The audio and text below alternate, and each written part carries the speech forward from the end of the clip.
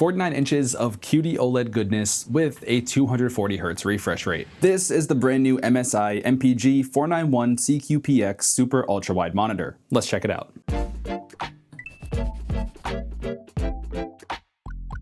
Now, before we get into it, I do want to say massive thank you to MSI for sending over this beast of a monitor for us to check out and for also sponsoring this video. Okay, let's unbox this thing. So everything comes nicely packaged and protected. First off, we have the feet of the stand. I was happy to see that these are metal, and the body of the stand is made out of some really heavy duty plastic. You can tell that this thing is going to be nice and sturdy.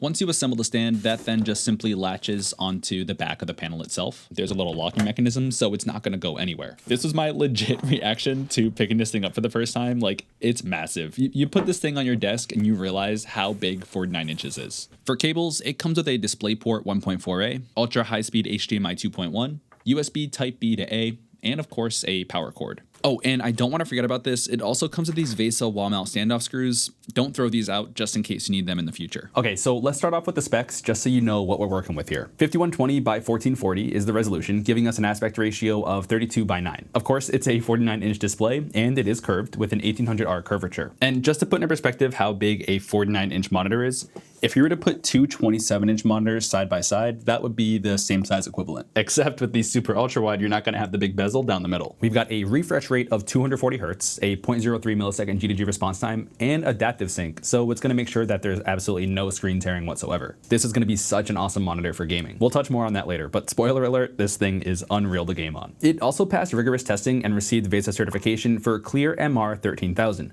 which essentially is a metric for assessing motion blur in displays. The higher the value means the better the image is with less motion blur. And it just so happens that 13,000, as of recording this video, is the highest that this scale goes. That's not all for VESA certification though, because it's also VESA certified display HDR True Black 400. Basically, that means colors are gonna look extremely vivid and you're gonna see beautiful contrast. Pure black scenes are gonna look actually pure black and you're not gonna notice any sort of backlight bleeding like you might get on a common LCD monitor. And that's all thanks to the QD-OLED pixel dimming level of control. Speaking of QD-OLED, let's talk about that for a second. So this monitor features the latest generation of QD-OLED panels, which means that it has a new sub-pixel arrangement that's going to improve your viewing experience, give you even sharper details, and even more crystal clear text compared to previous generations. It also comes pre-calibrated from the factory with what's called QD Premium Color. This mode guarantees a color fidelity of delta E less than or equal to 2. Delta E is a measurement for how accurate a display is, and a rating of delta E less than or equal to 2 is extremely good.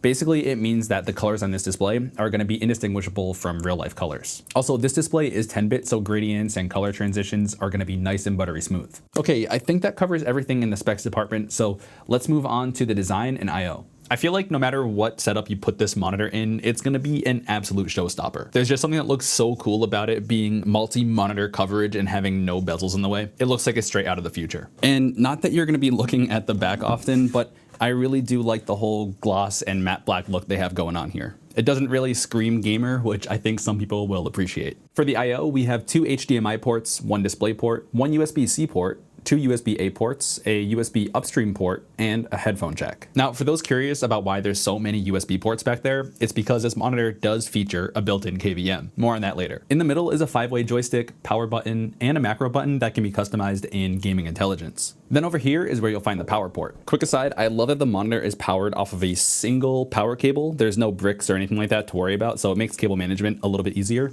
And the power supply is actually in the back of the monitor itself. Now, even though the power supply is in the back here, you don't have to worry about the monitor overheating because we have big heat sinks back here, and the monitor is coated in graphene film to help with heat dissipation. I briefly talked about the stand that's included, so let's go over it. I'm gonna turn this around real quick though. Okay, so the stand that it comes with is really well built and it's super sturdy. It allows for pan all the way over here, tilt,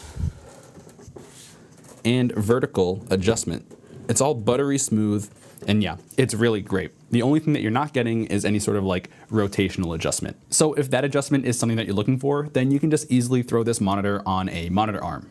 You'll need a monitor that supports 100 by 100 mounting, and the MSI MPG MT201R is a perfect choice. It supports monitors up to 49 inches and up to 44 pounds. Also, it's got this little RGB flare without overdoing it. All right, but now the big question, what is it like to actually use this monitor? Games that support 32 by 9 look absolutely incredible on this display. I started another playthrough of Marvel's Spider-Man Miles Morales just to get a sense of what it felt like to swing through the streets of New York City. And the best way I can describe it is it's as immersive as you can get to VR without actually being in VR. Seeing the buildings just whiz past you in your peripherals is just such a cool experience. And coupled with the high refresh rate, low response time, vivid colors, yeah, it's just amazing. Red Dead Redemption 2 is another game that's just mind-blowing on this thing. And even Dirt Rally from 2016 feels great.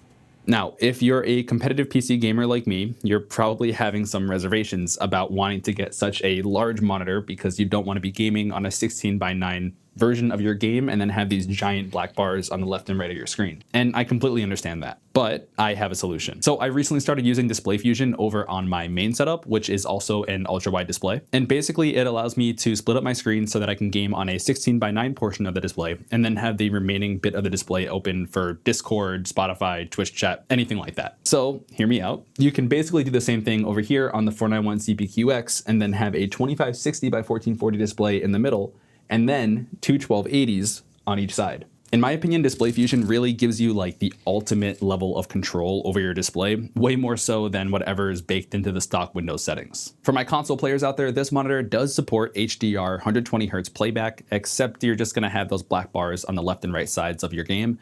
Those are just due to console limitations. But, we have another but, this might really excite some of you. At least it really excited me because this is something I've wanted to do for a really long time. I was able to use the picture-by-picture Mode 2 that's built into the monitor to essentially split the display up into two 2560 by 1440p displays. So what that means is my gaming computer is over here on the left, and then my Xbox is being displayed over here on the right. Now, there are some technical limitations to this, like you have to turn off adaptive sync and DSC, and both displays are capped at 120 Hz, but to be honest, I feel like those are things I can look past if I could have a configuration like this. If you were a console streamer or even a dual PC setup streamer, you could have your gaming PC over here, streaming PC over here. Like, it would be such a game changer. Or if you work from home, see where I'm going with this? No, but actually, having all this real estate allows you to have multiple documents open, your Teams chat, even a little bit of space is left over for Spotify in this example. Like, it really can be a huge productivity booster. But speaking of work, let's talk about the KVM really quick. For those of you that know what a KVM is, you're gonna be like, yeah, this is no big deal. But for those that have never seen this before, this is gonna be mind-blowing. So I have a USB-C cable plugged into the back of the monitor. That same USB-C cable is plugged into my laptop. Then in Gaming Intelligence, I programmed the macro button to be able to switch between my two sources. So with the push of one button, my monitor is gonna get the display out from my laptop, and here's a really cool part. Because my mouse and keyboard are plugged into the back of the monitor, I'm also able to control my laptop with the same mouse and keyboard that I normally would be using on my gaming computer. Also, to make this feature even better, the USB-C cable carries with it up to 98 watts of power. So you're able to charge your laptop while also using it at the same time. So overall, this monitor is fantastic for productivity, and it's an absolute blast to game on, especially when you play games that make use of the entire 32:9 display. Lastly, let's cover something that some people might be concerned about when it comes to OLED monitors, and you might know where I'm going with this.